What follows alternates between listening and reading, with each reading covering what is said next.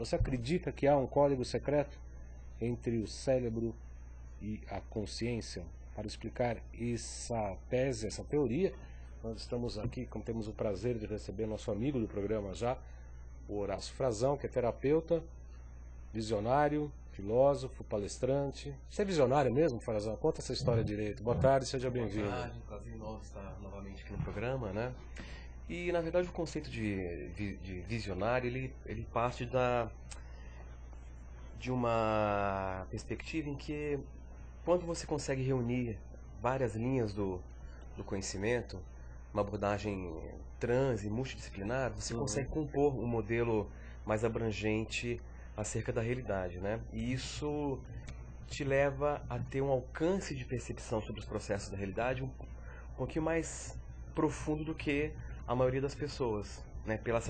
Por essa integração do conhecimento, né? Agora, isso você basicamente é baseada em meditações, em experiências, nos teus estudos, na tua prática auto-aplicada, é isso? Exatamente, é um conjunto de coisas, né? Minha prática pessoal, a integração de linhas do conhecimento que são focos dos meus estudos, né?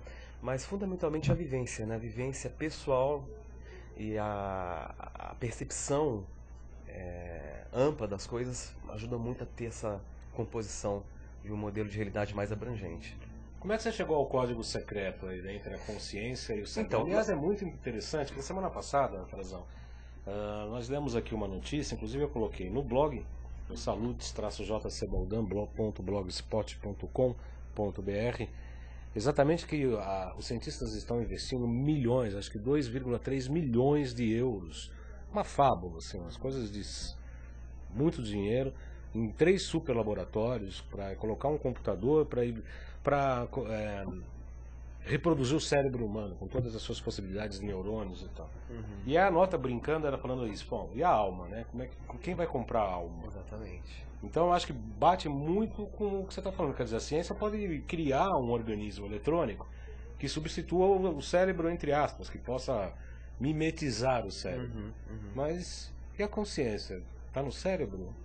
Eu parto do pressuposto e da premissa básica de que a consciência ela é uma entidade que independe do cérebro, né? Na verdade, o cérebro depende da consciência. Até por questões de vivências pessoais, né? Então, assim, eu não vou entrar no mérito do teor dessas experiências, mas nas minhas vivências eu constatei que a consciência ela é uma inteligência que ela independe da matéria. Sim, sim. Para mim isso está muito claro. Não, e isso é segundo eu entendo, segundo as tradições, inclusive a chamada na notícia do blog era isso. A ciência reproduz o cérebro, mas e a alma? Né? Onde que está essa alma? Exatamente isso. Todas as tradições falam que a consciência, quer dizer, o cérebro é responsável por todas nossas atividades neurológicas, etc. E pode ser até a sede da consciência. Exato. Mas ela não é necessariamente a consciência em si. É isso mesmo? Exatamente. Porque tem duas vertentes. Né? A primeira vertente é a vertente que acredita e defende que a consciência ela é um subproduto da atividade cerebral. Né? A gente chama isso de epifenômeno. Então você tem lá um conjunto de células que formam órgãos, cérebro, reações neuroquímicas, e dessas reações associada a algumas operações matemáticas e memória, emergiria a consciência como um estado, não como uma entidade. Então o modelo médico hoje, ele foca na consciência como um estado. Agora, quando você começa a conceber a hipótese de que a consciência ela pode deixar de ser um estado para ser uma entidade, uma inteligência que independe da matéria, aí a coisa amplia profundamente, né? Uma das questões que me incomodam muito, incomoda não, me faz eu filosofar, eu pensar, né, a doutrina do olho, a doutrina da mente e a doutrina do coração. Né? Quer dizer, uma é mais racional, a outra é mais emocional, mais emotiva, mais ligada ao coração. Dentro dessas tuas pesquisas, qual que você acha que dá para ampliar a consciência espiritual de uma maneira mais rápida? A teoria ou a técnica do olho, que é mais racional, ou a ligada ao coração, ligada à emoção, à emotividade? Na verdade, a consciência ela é algo completamente insubstancial, né? Você não tem uma localização para a consciência. Então, ela sendo essencialmente subjetiva, a linha do coração, né, a linha do sentir, ela, na minha opinião, é a linha mais interessante para se trabalhar a consciência. A consciência, ela não é algo que ela tem uma função essencial no cérebro. Né? Eu estou partindo aqui do pressuposto que a mente e consciência são dois fenômenos distintos, né? Qual a diferença, Frazão? Então, a mente, ela tem uma ligação forte com o cérebro, está muito associada ao pensamento, aos processos de memória. Já a consciência não. A consciência é uma inteligência que extrapola tudo isso, né? É algo que não se tem como definir, só se tem como sentir, só se tem como vivenciar. Tá? Isso aí é um assunto que lhe dá, assim, margem. Compêndio, né? Nossa. Frazão, código secreto. Inclusive você está preparando uma palestra, um curso sobre isso, né? Um curso com uma carga horária bem interessante para a gente explorar na totalidade o assunto, apresentando teorias, apresentando modelos de técnicas para você aprender a usar isso que a gente chama de código secreto, né? O que é o código secreto? Dá uma prévia para nós aqui. Então, na verdade, o código secreto, eu chamo de código secreto, né, baseado no estudo de um norte-americano chamado Noel St. John, né? Então, o código secreto, ele é uma espécie de linguagem que facilita o seu acesso ao teu subconsciente. Eu chamo isso de supercomunicação, tá?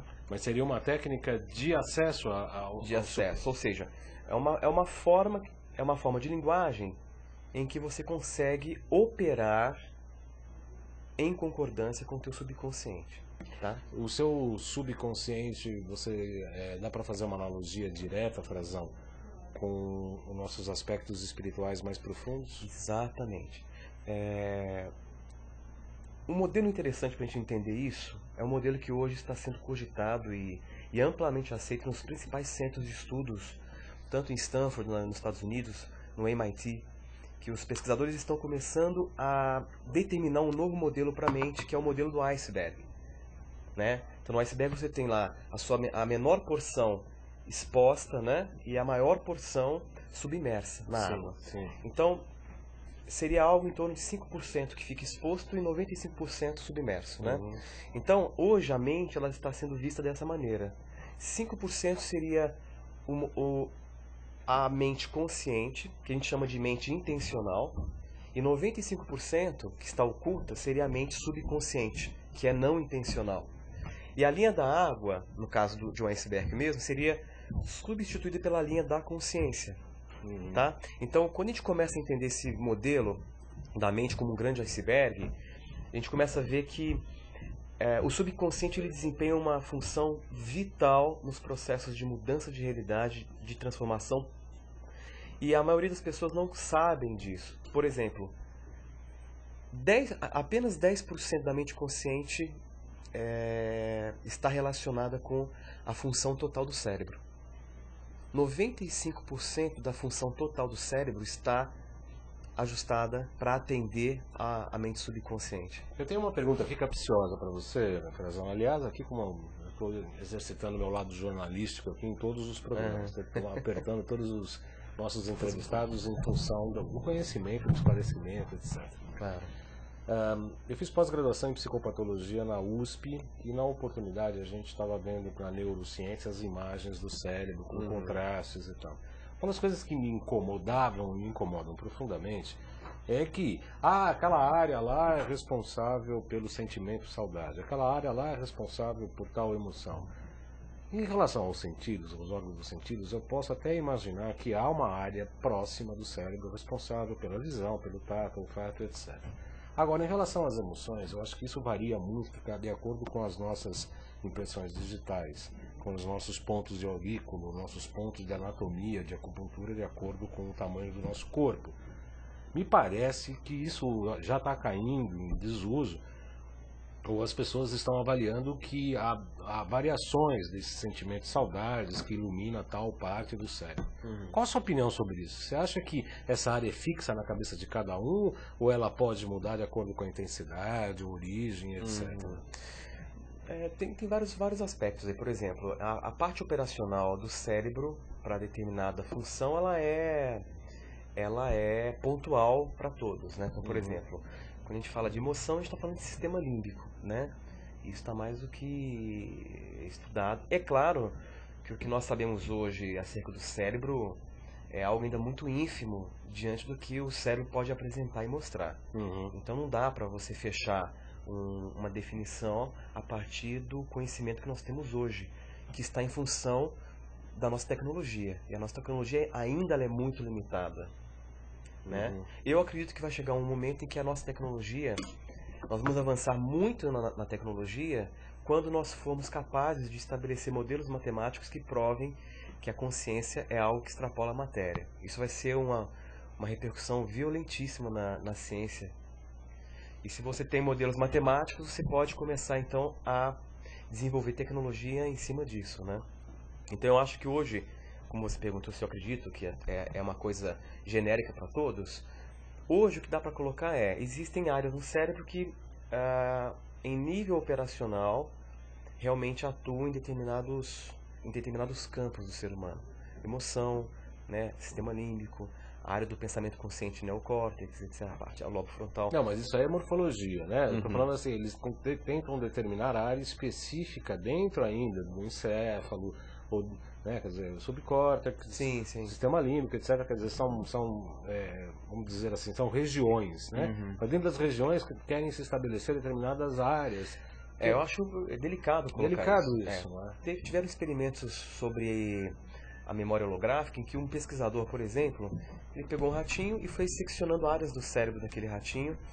Quando esse ratinho sabia já o trajeto de um labirinto, e eles chegaram ao ponto de retirar praticamente mais da metade do cérebro do ratinho, e o ratinho ainda continuava lembrando, indicando que a memória não está só no cérebro como se acreditava, ela está espalhada holograficamente. No corpo então eu acredito que o modelo holográfico talvez seja o mais adequado no momento para suprir esse questionamento que você colocou. Como é que é esse código secreto? Dá para você dar uma dica, uma experiência, um exercício para o nosso internauta ter um pequeno acesso a esse código? Na verdade, o código secreto, como eu estava colocando, ele tem uma ligação direta com uma linguagem específica muito simples que pode otimizar o teu subconsciente a operar de uma forma mais efetiva, né? No década de 70 teve o surgimento do movimento do mentalismo, né, que trabalhava-se muito com as afirmações positivas, né, em que você afirmava em tempo presente aquilo que você gostaria de manifestar, tá? Esse tipo de trabalho, né, ele funciona até um certo ponto, dependendo muito do perfil de quem está operando as afirmações.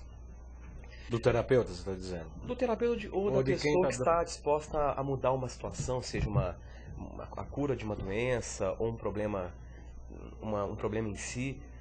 E hoje em dia, com N descobertas, né, descobriu-se que existem meios mais eficientes para operar o seu subconsciente a partir do que eu chamo de supercomunicação. A supercomunicação ela é baseada em uma forma em perguntas de capacitação. A gente chama isso de perguntas de capacitação que começam imediatamente a mudar os padrões de pensamentos subconscientes do negativo para o positivo, né? O nosso subconsciente ele é como se fosse um quarto escuro. É uma vasta coleção de pensamentos, de ações habituais, programações não intencionais. Eu diferencio o consciente do subconsciente a partir de uma coisa muito simples. Consciente é a esfera intencional. Subconsciente é a esfera não intencional. Então, por exemplo, no consciente, é mantido os motivos do porquê você faz algo. Isso é consciente, os motivos do porquê você faz algo. No subconsciente, você tem exatamente os motivos do porquê você não faz algo. Então, o comportamento humano, ele é movido por essa balança. motivos que me levam a fazer algo e os motivos que não me levam a fazer algo. Esse algo pode ser uma coisa só? Qualquer coisa. Qualquer coisa. Então, por exemplo, às vezes você toma uma iniciativa para atingir um dado objetivo e você não consegue atingir mesmo se esforçando muito. Porque não faz parte da tua natureza. É isso. Mesmo tendo as oportunidades. E por que você não atinge? Porque no teu subconsciente reside os motivos do porquê você não faz algo. Então o código secreto ou a supercomunicação lhe permite modificar a estrutura do teu subconsciente para que você então consiga efetivamente mudar a sua realidade, seja qual for. Como eu disse, o chat está no ar e também pelo Facebook você pode encaminhar a sua pergunta. Foi o que fez a Suzy Paniquar Kipper. A Suzy é uma terapeuta, colega terapeuta floral, vai fazer acupuntura esse ano, se não me engano. E ela pergunta o seguinte, Frazão, esse código secreto, essa supercomunicação que otimiza de forma específica o subconsciente, pode ser efetiva, por exemplo, na ressignificação de um trauma? De que forma? Com certeza. Então, como eu estava explicando, só para a gente entender a mecânica da coisa, essa linguagem, essa supercomunicação, ela parte de um outro modelo que vai além da mera afirmação positiva. O problema da afirmação positiva, muitas vezes, é que ela cria uma contraposição com aquilo que é fato e o que é realidade.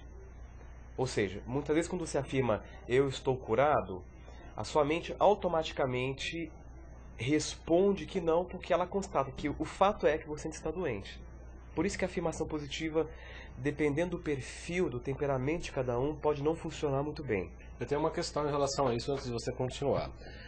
Eu entendo essa afirmação positiva como uma contracultura, vamos dizer assim, para uma crença, uma contra-crença de algo que já existe instalado no subconsciente.